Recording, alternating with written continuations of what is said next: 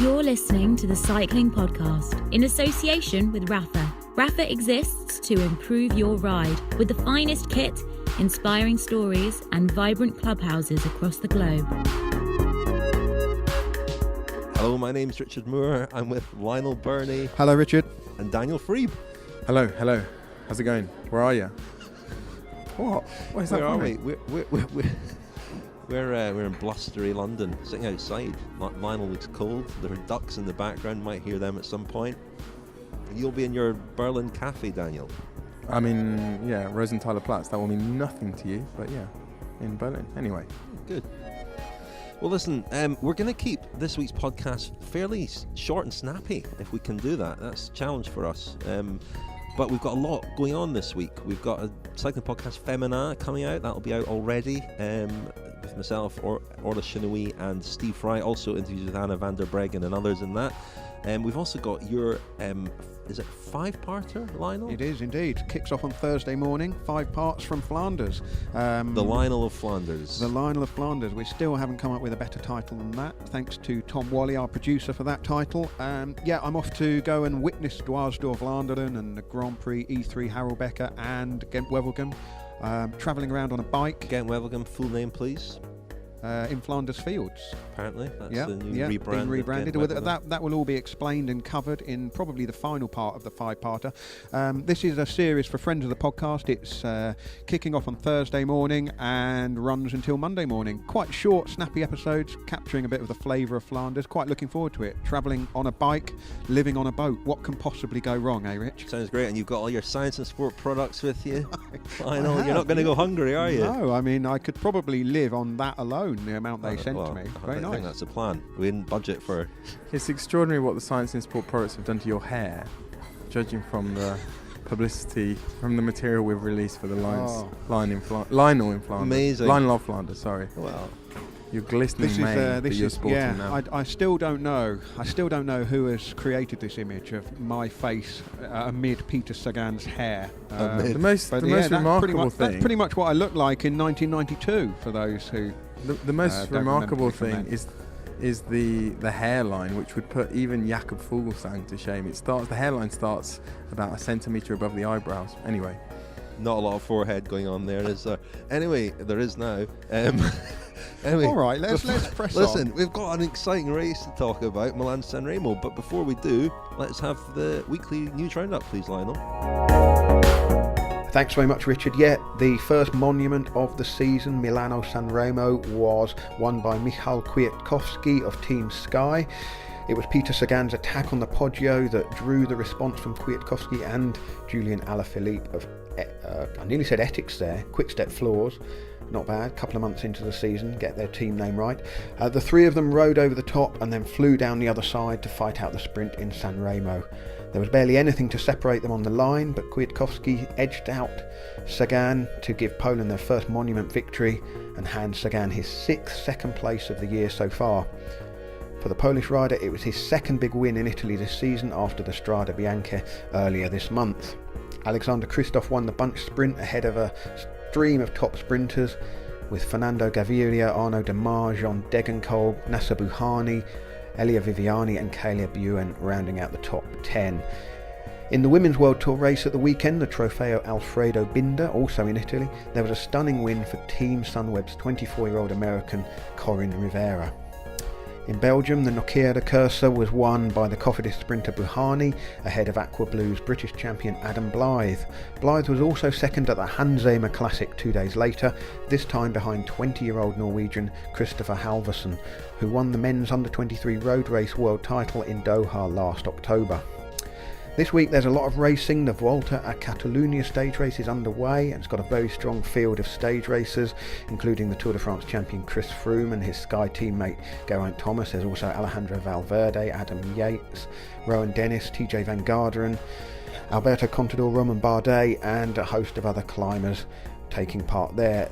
There is a bit of other news about the Volta a Catalunya, which is the oldest stage race in Spain.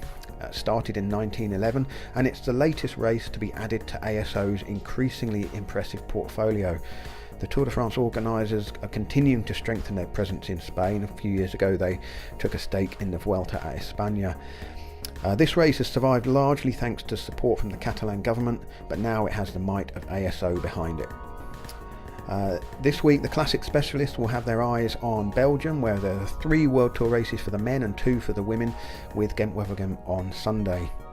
Off the bike, in an interview with the BBC's Dan Rowan, former Team Sky rider Josh Edmondson admitted that he had sourced needles in order to inject vitamins, which is a breach of the UCI's no needles medical regulation, although it's not breaching a WADA rule. That's the World Anti-Doping Agency. Edmondson, who joined Sky in 2013 after impressing at the 2012 Tour of Britain while riding for Great Britain, also admitted using tramadol, a painkiller that's not actually banned. He said that using tramadol caused him to become depressed. Edmondson left Sky at the end of 2014, and his last race was a Tour of Poland, and that's where he was caught with the needles and vitamins by an unnamed teammate. He rode for the Irish An Post team in 2015 and NFTO last year, but hasn't done a major race since May. The issue is that Sky didn't report this incident either to the UK Anti-Doping Agency or the UCI, and the team's head of medical, Dr. Steve Peters, said in an interview with the BBC that he had been concerned about Edmondson's mental health and that reporting him to the authorities might have made matters worse. The UCI is now assessing the situation, and we expect to hear about that in due course.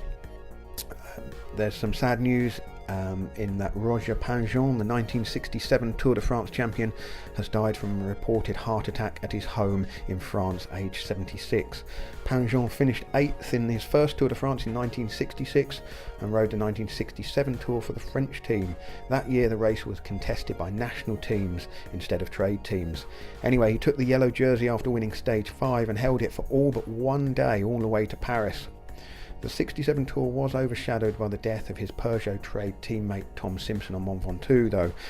Panjon won the 1969 Vuelta a España and finished second in the Tour later that year. He retired in the mid-70s and in later life worked as a pundit on both French and Swiss television.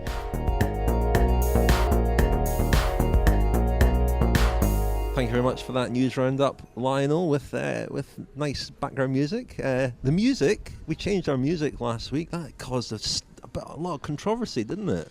Well, I wasn't prepared for the ongoing the backlash. Can we call it a backlash? Yeah. Certainly had a lot of messages. It doesn't seem universally popular at the moment, but I think it will grow on people, won't it? Well, we did run a Twitter poll with a series of strange responses. Not sure was the decisive winner, ironically. Yeah, this was a bit of a Trumpian Twitter poll, though, wasn't it? Because all of the answers were broadly speaking positive. Yeah, like but podcast, maybe we'll give it a while to bed in. People may get used to it, or they may not. The interesting thing is, we didn't know how much you loved our previous music by Glass Pear until we changed it, and we might go back to it. We're open to that. We will listen to our audience, and if we are democratic. In a few weeks we might run another poll, or Daniel suggested putting out 2 different episodes with the different music, and the one that gets the most listens will be the music that we stick with. I'm not sure about that. But the thing is, we're changing the music for the Giro and the Tour, aren't we? So yeah, if you really don't like it, well,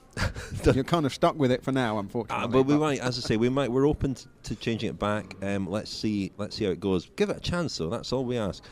So, chaps, Milan-San Remo, you mentioned that obviously in your news roundup, Lionel. The fantasy Milan-San Remo is probably for the move to go on the Poggio, and we rarely see it. We see attacks, but we rarely see a move go and stick. And I've watched several times now Peter Sagan's move. There was a slowing up of Tom Dumoulin had obviously done his bit. There was a slowing up at the front. The 2 Sky riders kind of eased up a little bit. And Sagan, in that moment, seemed to recognise there was an opportunity, and boy, did he go. Yeah, he really did go, didn't he? And that's what we were anticipating. I did listen to the 2 of you talking ahead of the race about what Sagan's tactics might be, and obviously, as the rider he is, all eyes were on him. The key thing was the identity of the 2 riders that were so quick to react. Michal Kwiatkowski and Julian Alaphilippe. I mean, that really was a trio of A-listers, wasn't it? You can't really ask for more than that. Three of the best, most dynamic, most attacking types of riders all getting together. And then, of course, it was the conundrum who will work with Peter Sagan. And really, it was that strange moment when Alaphilippe committed a little bit that surprised me, because was there really any incentive? Was there really any reason for the two of them to work with him? Obviously, for Kwiatkowski, it worked out perfectly. Daniel, I'll bring you in a moment, because last week, of course, you said that the best thing for Sagan to do would be to exercise some patience and wait and wait and wait. And I guess what you can look back on the performance, certainly, and the spectacular nature of it, and say, well, he did the right thing, and he came very, very close to winning. But he was so strong. I mean, they almost didn't catch him on the climb. He was going so hard. It was Sonny Colbrelli and John Degenkolb who immediately tried to follow him, and Kwiatkowski and Alaphilippe were just behind, and they had to make a huge effort, dig very deep indeed, just to make contact with Sagan, which was extraordinary to watch. But I just wonder, given that Sagan was clearly in such incredible form, the one mistake I think he made was he started a sprint too soon.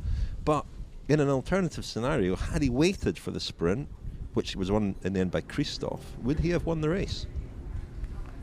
Yeah, I mean, well, I think the first thing to say, or to go back on what we were discussing last week about alternative tactics, or the alternative to waiting for the sprint, whether that meant an attack on the bottom of the Poggio descent or an attack on the Poggio, perhaps wasn't the best way for Sagan to win the race. But his interview to Rai, the Italian television network, at the end of the race really shed light on what his priorities are these days and how he sort of rationalises his racing. And he said results don't really... He laughed at the interviewer when the interviewer said that he perhaps should have waited for the sprint. He laughed and said, well, results don't really matter to me. It's more important to put on a show. So he seemed, fairly happy to have done that. I mean, just as regards attacks succeeding on the Poggio, I mean, the last 20 odd years, I counted 4 that have really gone on the Poggio, authentic attacks, and guys have gone as a la pedal, as we say, really beaten people with strength and speed on the Poggio, and that move has then gone to the finish. I didn't count Pozzato in 2006, because he was actually caught and then he attacked again, countered again. But the two common ingredients, real key ingredients that I identified were the presence of two or more exceptional descenders in the break, and it really underlined again how important the descent off the Poggio is. The fact that Kwiatkowski was there and Sagan as well, two of the best descenders in professional cycling. You look back at those previous moves, so 95 it was Jalabert and Fondriest and Jalabert, both outstanding descenders. 2003 you had Paolini, Celestino and Bettini, all renowned for their descending. 2012 you had Nibali and Cancellara with Simon Gerrans, and again those two probably two of the best descenders in the peloton at the time. And then the second ingredient really is the lack of any hesitation whatsoever, and what that usually has meant is that someone has to completely sacrifice themselves and not worry at all about the other guys in the group taking turns or not. That was Cancellara in 2012. It was Paolini in 2003, who was a teammate of Bettini, and in 95 it was Fondriest. He really did all of the work and let Jalabert come around him at the end. And that was Sagan on Saturday.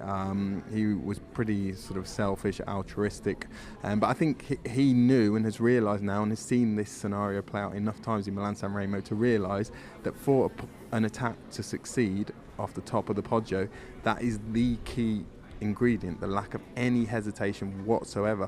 And the conventional wisdom about San Remo has been that you need 10 to 12 seconds at the top of the Poggio for the break to stay away. I actually think that is less important than this factor I'm talking about now, the lack of hesitation, because in 2003 Bettini, Celestino and Paolini, they only had about 5 or 6 seconds, but they went to the finish precisely because they didn't really stop and look at each other and give the peloton any chance to come back. Hi, I'm Chris Hoy, and you're listening to the Cycling Podcast, supported by Science in Sport. Science in Sport, fueled by science. Thank you very much indeed to Science and Sport for sponsoring the cycling podcast and for their very generous offer that they extended to all friends of the podcast over the last couple of weeks, sending them a £14 goodie bag. Yeah. Anyone who signed up as a friend of the podcast for 2017, as long as they were based in the UK, Rich, was eligible to claim their goodie bag of Science and Sport gels and a bottle as well. Did I not make the terms and conditions I think all that clear? Terms and conditions don't work terribly well in audio, do they? So you just didn't bother, I think, is the vibe I got. Bit of Buffalo, yeah. Charged off and announced the offer. But yeah, just to be clear, anyone who was signed up as a friend of the podcast for 2017 before last Friday, or on last Friday, up to last Friday, and is based in the UK, is eligible to apply for the offer. Non-UK listeners, we're really sorry about that. At the moment, we can't get the gels and goodies sent out to you, but we are talking with Science and Sport about what we might be able to do a little bit later on in the year about that. And some non-UK listeners do seem to have got them, so I'm not sure. That does seem to be the case. But anyway, seen on Twitter and so on, people posting pictures. Yeah. The lesson for listeners is when Richard announces a competition or offer, wait until it's then clarified in subsequent weeks. Anything at all. Take anything I say with a pinch of salt. That's the moral of the story. Further to the conversation about releasing 2 podcasts with alternative jingles or different music, and seeing which one is downloaded the most, we should also release 2 podcasts which feature each one of us. Or 3 podcasts, one with your voice removed, one with Lionel's voice removed, one with my voice removed, and see how many downloads they each get, and then give whoever is the least popular co-host of the podcast will be permanently exiled. Given how fragile each of us is, I'm not sure that would be a recipe this for... This is continuing a theme of Daniel's of trying to establish some kind of pecking order. Don't worry, Daniel, you can have the gold medal. Hey, before we go on to more chat about Milan-San Remo, I should mention our sponsor Science and Sport are offering, of course, 20% off to all our listeners. Just enter the code TCP20 at the checkout, TCP20 at scienceandsport.com. 20% off everything apart from things that are already discounted, if that makes sense. Yeah, I'd be guaranteed bronze at least, wouldn't I? I'm quite happy with that. Yeah, no, absolutely. We're still talking about that. Anyway, Milan-San Remo, Michal Kwiatkowski can really Team Sky's best ever start to a season, it has to be said, which is perhaps surprising in the circumstances, but they've won Paris-Nice, they've won Strade Bianche, they've won Milan-San Remo. First time they won Milan-San Remo, obviously. That meant a lot, I think. Continued Kwiatkowski's very good record against Peter Sagan as well. I mean, they've been rivals for best part of a decade, and some of Kwiatkowski's best wins have come at the expense of Peter Sagan. They were away together in Strade Bianche a couple of years ago, and also in E3, I remember. One of the few times I can remember Sagan getting the edge over Kwiatkowski. Tour of Flanders last year, I think.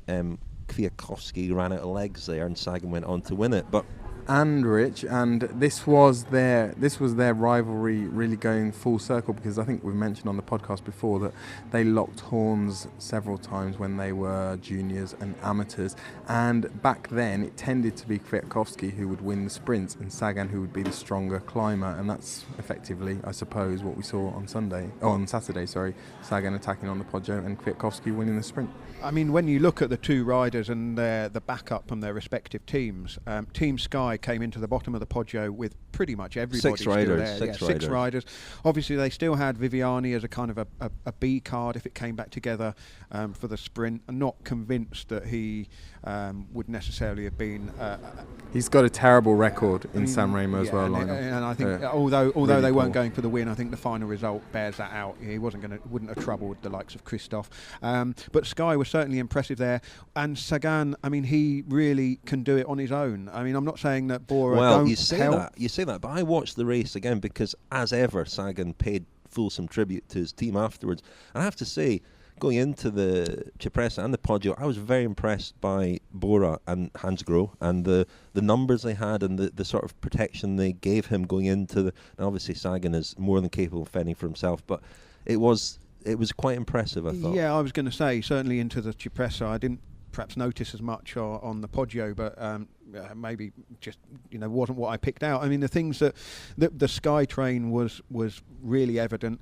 But the other thing that struck me when the move went was it was the fact that Colbrelli and Degenkolb were almost sort of hamstrung, weren't they, when they couldn't react quickly enough, perhaps just couldn't find that bit of speed that they needed.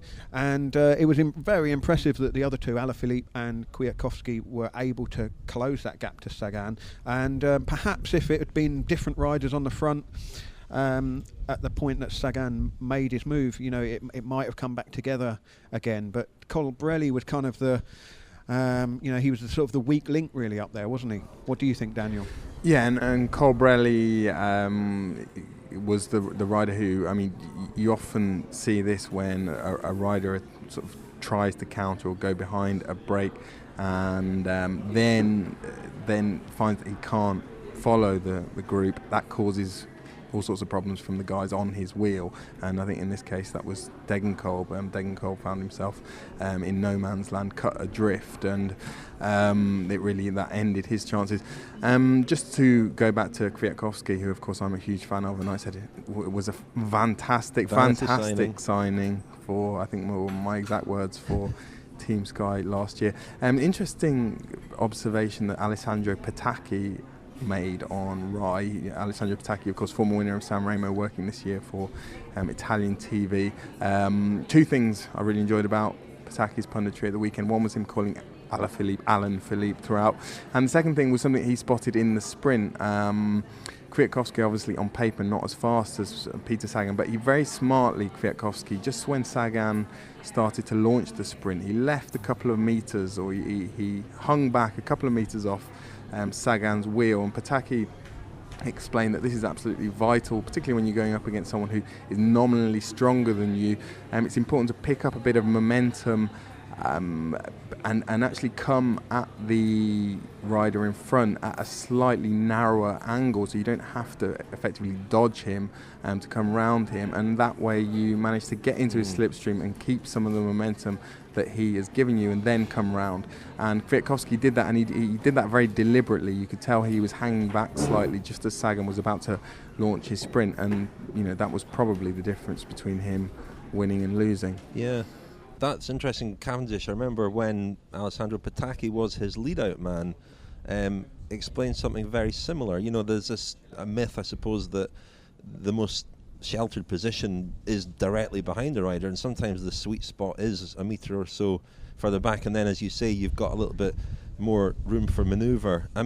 Sagan on paper might have been the strongest or the best sprinter, but we saw at the end, a few people picked up on perhaps a problem with his chain jumping a little bit, but the way that he lunged at the line and then almost it did collide with Kwiatkowski, and almost, I don't know how he held it up, only Sagan could hold it up, but he looked like he'd given everything there. We rarely see Sagan in quite such a condition. I was struck on the Poggio itself just by how incredibly relaxed he looked all the way up. It was a big group as well, wasn't it? It was a 50-60 man group that made it into San Remo in the end. I don't know what that says about the race, but I was struck, when you look at Sagan, you look at the build of him, he's bulky. The way he just twiddled up that climb was really quite impressive. When he did go, around about the same place as Alaphilippe and Kwiatkowski were Michael Matthews and Ben Swift. Those guys are more sprinters than people who can follow on a climb like that, but they obviously didn't have the legs at that point. Interesting you mentioned there about what sort of race was it, because in our competition last week, or rather Rafa's competition last week, to guess the winning time, as a guinea pig I had a go, and I actually put quite a bit of research into my guess. I can't remember now what it was, but it was around 6 minutes 51. 6 hours 52 or 6:51, I think you said. 6:51, and I based that on the average speed of the last 15 years worth of Milan-San Remo. It turns out that really that was wasted time doing that research, because I think these figures are correct, but it was 291 kilometres on Saturday, and they did it in 7 hours, or the winning time was 7 hours, 8 minutes and 39 seconds for an average speed of 40.73 kilometres. You have to go back to 2001 for a slower overall average speed for the winner of Milan-San Remo when it was under 39 kilometres an hour. So it was a slowish addition. Not sure what the wind was doing, Daniel. You may be able to help me out there. But I gather that the speed on the Poggio itself was a pretty quick ascent, under 6 minutes for the Sagan group. But also the Poggio's been resurfaced fairly recently. Is that right? Have I got all that right, or have I got all that completely wrong, Daniel? Pretty much correct, Lionel. Just shows you what a bit of research can do. We should do that more often. The wind was blowing against. It was a headwind for most of the race, I understand. Certainly when they got onto the coast road, the Via Roma, but then it didn't seem to affect the race too much, because usually that's given as an excuse for there not being more attacks on the Cipressa and certainly the Poggio, but it certainly didn't seem to deter Sagan. And I think, as you rightly say, the Poggio has been resurfaced, and that might be one reason why the ascent was very fast there. Just on Kwiatkowski, Rich, I wanted to, because I'm such a huge fan of him, and I've always been such a huge fan of him, I just wanted to dwell for a second on what this means for the rest of his time at Team Sky and his career. I mean, I think he's really underlining the fact that he is predominantly now a one-day race rider. And in all seriousness, one of my reservations about him joining Team Sky was that, and this chimed with noises coming out of the team and also noises coming out of Kwiatkowski's camp, that one of his goals or one of his hopes joining Team Sky was for him to develop as a stage race rider. And what we've seen, certainly at the start of this season, is how adept he is in one-day races. He won Strade Bianche, he's now won Milan-San Remo. He's a very fast finisher. And it will be interesting to see which classics now he decides to target, because I think that's another question for him. I was very, very impressed with him in the early part of the cobbled classics last year, and then slightly disappointed when he didn't ride well in Flanders, and then again slightly disappointed when this year, at the start of the year, he was talking about focusing more on the Ardennes than the cobbled classics, because I think there was enough evidence last year to suggest that he really has a future in the cobbled classics. I'm not sure what he said, or whether he said anything about that after the race on Saturday, but it'd be interesting to get your thoughts on that as well. Well, he is so versatile. I mean, he's won the Amstel Gold Race for hell of a CV he's got, hasn't he? He's not like Sagan has got so many top threes. Kwiatkowski has been far more clinical. When he's had a result, it's been a big result, and he's now got on his CV, he's got 2 Strade Bianche, he's got Milan-San Remo, he's got Amstel Gold Race, he's got E3, he's got a world title. Other races he could win. Tour of Flanders he could win. Liège-Bastogne-Liège he could probably win. Flèche-Wallonne, not sure, but certainly, Liège-Bastogne-Liège is within his capabilities. The one probably not is Paris-Roubaix. He could probably win the Tour of Lombardy as well, couldn't he?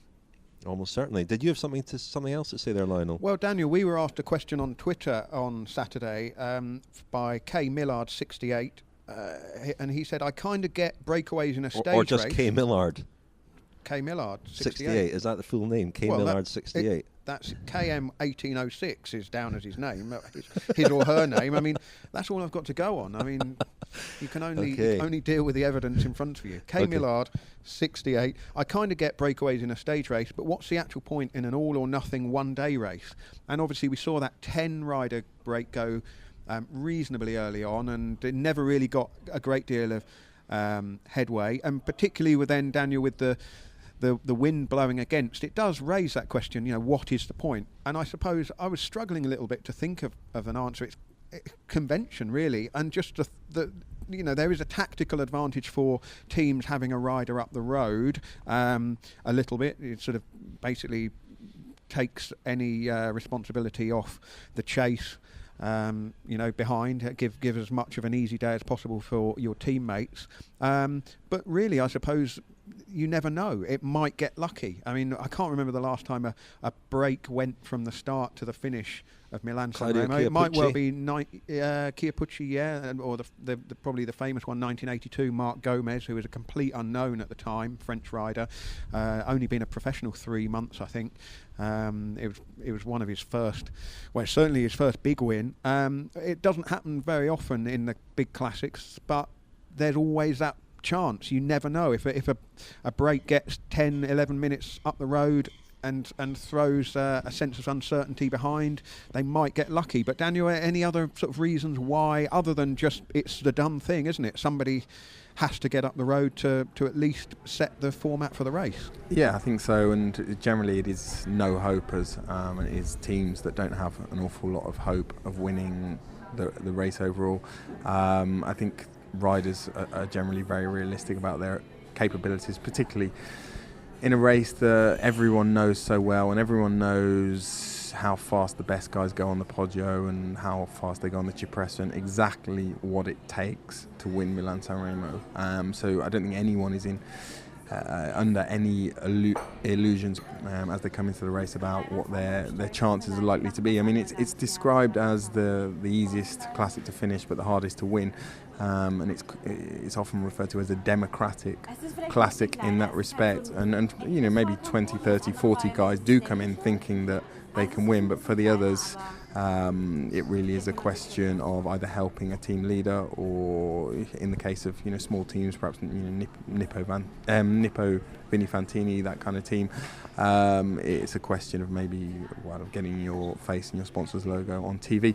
I remember there are some nice little anecdotes I've heard in the past, stories about guys who do get it in the morning breakaway in Milan-San Remo. I remember Filippo Simeoni a few years ago, maybe 10 or more years ago. Filippo Simeoni, of course, who became famous for his running with Lance Armstrong in 2004 Tour de France. He was in a breakaway early one day in a Milan-San Remo, and when he and his fellow and his breakaway companions were caught, they actually stopped at the side of the road and they went for an ice cream together. And I think they all finished the race, but the other alternative for riders who are caught is they often actually don't ride the Cipressa or the Poggio, and they just carry on along the coast road, and of course they're considered to have abandoned the race and they register DNFs at that point. But yeah, they're the three options open for you: stop for an ice cream, carry on along the coast road, or actually ride the course.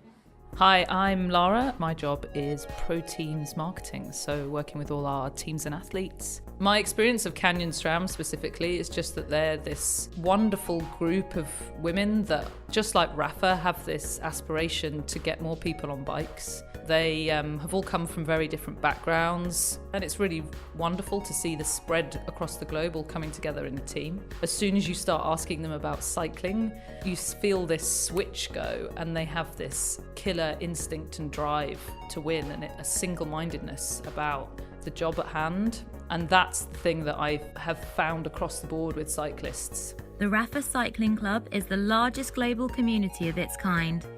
Members share their passion for the road through rides, events, exclusive club kit and racing.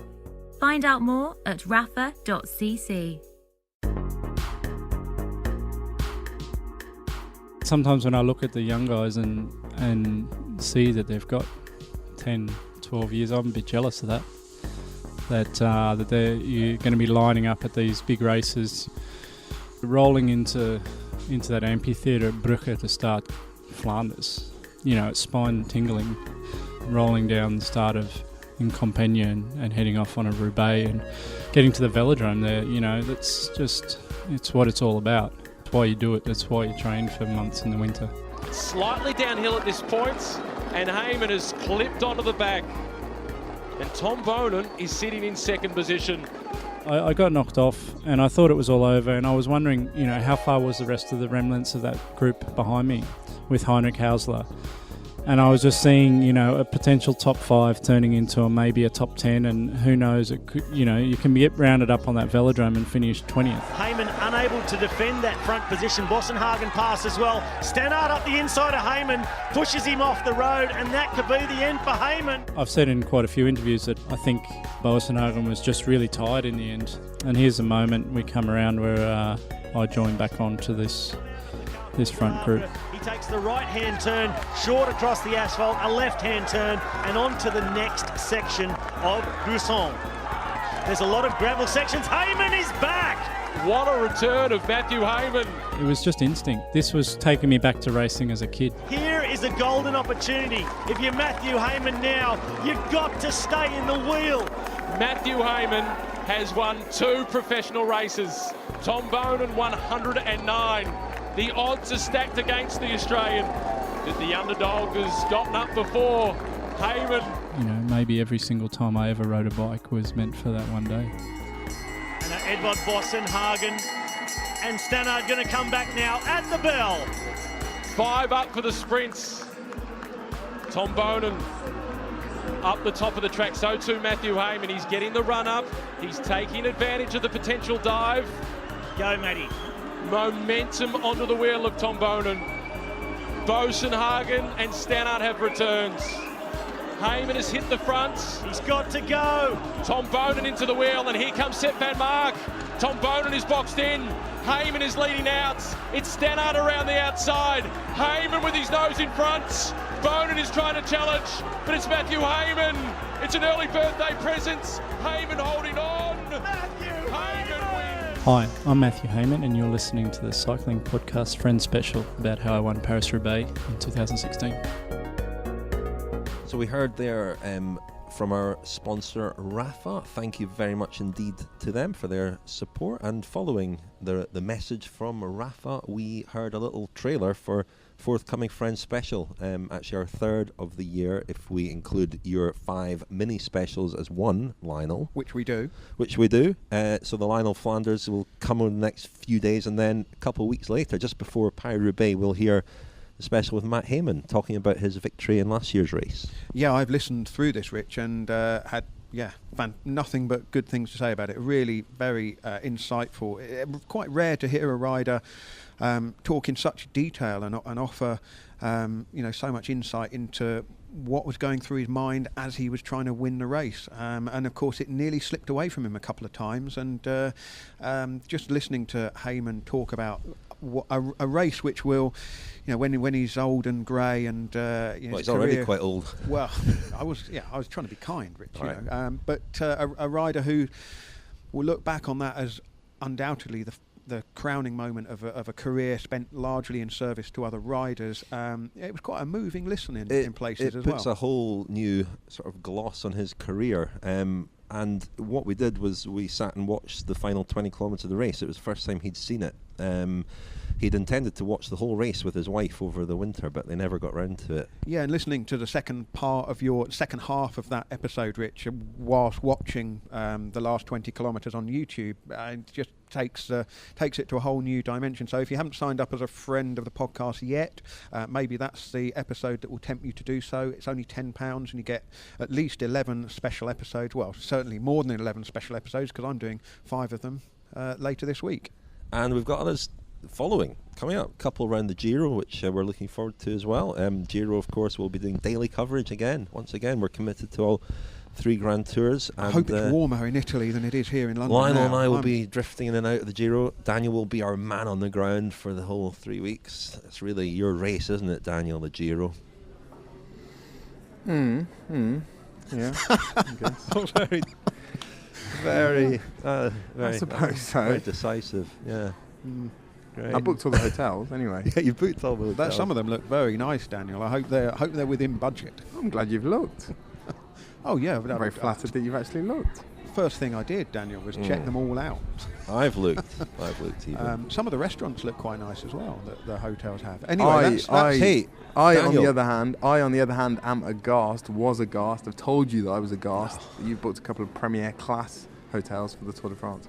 Anyway, premier class is basically a hotel chain that doesn't live up to its name. They're not only are they budget, they're really budget. But save on hotel, spend on dinner is Lionel's motto. Booking a premier class is on page 1 in the textbook of heinous crimes of the Tour de France. Also, or alongside or underneath staying in Lourdes at any point for any reason. I completely agree with you, but when they're within sight of the start line or finish line, I think, there's definitely mitigating factors. No excuses. Daniel, speaking of heinous crimes, last week you said that Fernando Gaviria finished 5th in Milan-San Remo last year. Well, he did finish 5th. He finished 5th on Saturday. I was ahead of the game, Rich. I was a year ahead. Everything I say, I didn't pull you up on it, but he did crash everything last I year. say in the podcast becomes relevant a year later. I'm a visionary. Anyway. He was 5th when he crashed, I think, wasn't he? Is that just about get away with that? Maybe. I should have spotted that, but I didn't even realise he'd actually ridden Milan-San Remo last year, so there you go. Anyway, well, that's Milan-San Remo, first monument of the year. It certainly served up a cracking race. Any other business this week, chaps? Did we want to go there on the Josh Edmondson story, the latest instalment of the Team Sky story? Daniel, you had a few thoughts about the Josh Edmondson story, which Lionel mentioned briefly in his news roundup at the start. Yeah, I won't go into it in too much detail, but just a couple of bits of housekeeping, really. A couple of points I think it's worth making. A couple of people pulled out comments from Rod Ellingworth, who's the coach at Team Sky, post Team Sky letting Josh Edmondson go, and Rod Ellingworth commented on his lack of professionalism or lack of organisation, and it was sort of alleged or claimed that this wasn't very compassionate towards Josh Edmondson, when one of the reasons, or the main reason, that Team Sky supposedly didn't disclose the fact that Edmondson had been caught with syringes at the Tour of Poland was that he might have been at risk of having mental health issues, and there was talk or suspicion or people suggesting that there might have been a cover-up, and that Team Sky had used his lack of professionalism as a cover story for what was in fact the real reason for them getting rid of him, which was this incident at Tour of Poland. It was something that we heard about Josh Edmondson, unfortunately, throughout his time, or certainly in the second half of his 2 years at Team Sky, that there were issues with organisation. And I think, to be honest, he gave a couple of interviews after leaving Team Sky when he joined Anne Post the following year, where he was pretty honest and pretty candid about having not taken all of the opportunities offered to him at Team Sky, and maybe even hinting himself at his lack of maturity or organisation, professionalism in certain aspects of his career at Team Sky.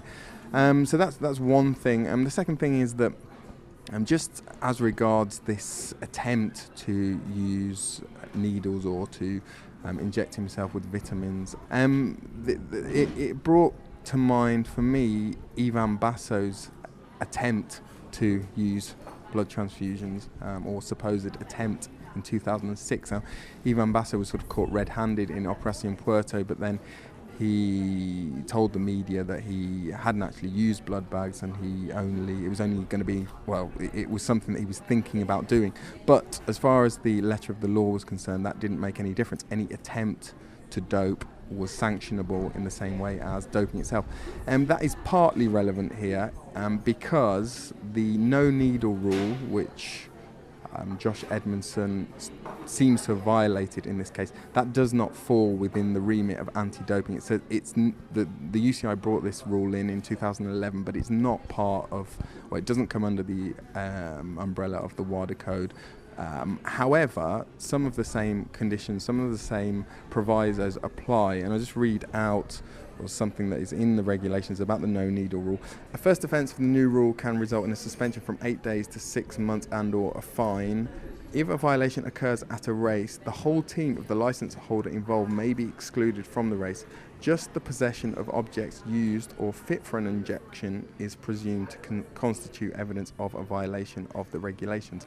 So effectively, what that tells us is that Josh Edmondson had already committed an offence by having the syringes. However, the fact that this doesn't fall under the umbrella of the WADA code and anti-doping regulations also tells us that should there, for example, exist a clause in Sky's contract with the team which says that Sky can terminate sponsorship if there is an anti-doping offence, that does not apply here.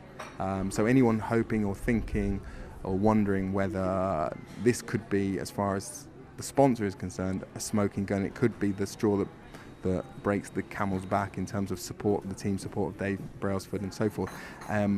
That, strictly speaking, would not be the case, because we're not talking about an anti-doping violation here. No, but the UCI are looking into it, aren't they, Daniel? And we hope that they will come to some kind of conclusion fairly quickly.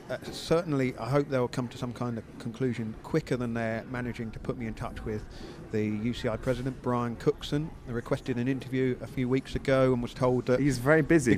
He's very busy. Brian's very busy. I know he's traveling. busy because I've been following him on Strava. Well, this was what I was going to. I didn't necessarily want to dob you in as the source of this, but yeah, Brian's Cookson has had time to do 6 3/4 hours on his bike in the past week. But he hasn't yet had time to do an interview with the Cycling Podcast. We'd love to talk to him about a few things that happened in 2011 when he was president of British Cycling. Hopefully the UCI's press office will be putting us in touch with him soon. Well, watch this space. Listen to this space. Listen to this space. Yeah, we look forward to that. Should we wrap things up for this week? We're very cold. Wrap me up. I'm freezing. Very cold. Spring is here. Lionel has Brian Cookson spent more time on bike rides since January the 20th than Donald Trump has spent at Mar-a-Lago playing golf? That's what I would like to know. And if so, is this not something we should be applauding and welcoming? Because, he's president of the UCI. He should be riding his bike. Don't get me wrong. I fully support Brian Cookson's indulging in his leisure activity. Cycling's a wonderful thing. I've been doing a fair bit of cycling myself in preparation for the Lionel of Flanders. But I do think that his silence on a number of matters lately is not... it's not quite how he pledged to be as president of the UCI, is it? He did usher in an era of transparency and openness, and we've not witnessed an awful lot of that in recent weeks. I appreciate that things are ongoing, and they don't want to say anything that may prejudice inquiries and investigations. But I do think that strong leadership requires taking the harder path at times. Playing devil's advocate, would it be appropriate for him? What you want to talk to him about in particular is his time at British Cycling as president, when there was this arrangement with Team Sky and British Cycling and this overlap, how things were managed, what kind of culture was in place. Would it be appropriate for him to talk about that while the UK anti-doping investigation is ongoing? I mean, really, would it be the right thing for him to do? Possibly not, but it's appropriate for us to ask and to keep asking whether Brian's available, and so we'll keep doing that. On that point, Rich, although Brian Cookson has not been available for an interview, and we hope he will be at some point in the not too distant future, the UCI did release this statement on Brian Cookson's behalf, and it says the UK sport and UK anti-doping inquiries into British Cycling and Team Sky are important to help our sport continue to learn from the past and move forward. However, as these inquiries are still ongoing, it would not be appropriate to comment on them at this time. Let's just go for a bike round around Aigle. You're bound to bump into him. Anyway, it goes a bit too slowly. Fighting talk. Anyway, we should wrap things up there. As I say, we're in the midst of a busy week. We've had the Cycling Podcast Femina, the March episode out this week. We've got a bit of a families theme going on there. We've got interview with Abby May Parkinson, daughter of Lisa Brambani. We've got the Backsteads, Magnus and Eleanor. And the Dreitz sisters, the 4 Belgian sisters who all ride for the top sport team. That's fun. And your special's coming up, Lionel. So anyway, that's all for this week. Thank you very much, Daniel. Thank you, chaps. Thank you, Lionel. Thank you, Richard.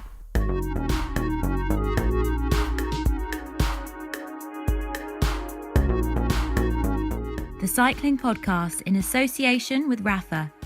Find us on Twitter at cycling_podcast and also on Facebook and Instagram.